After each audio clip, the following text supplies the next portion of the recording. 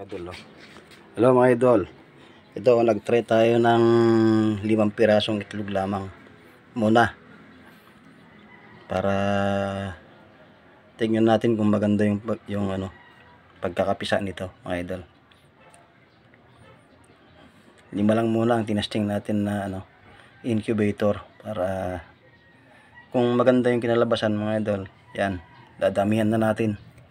Lalagyan na natin yan ng mga 100 piraso. Yan. Yan mga idol.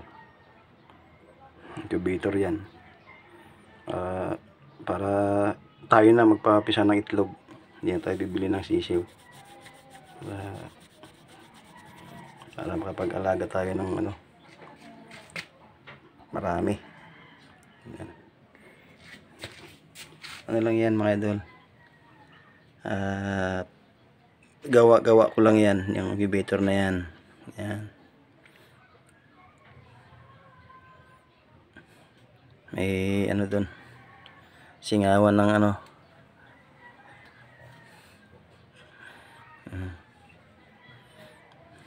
yan idol, babay na.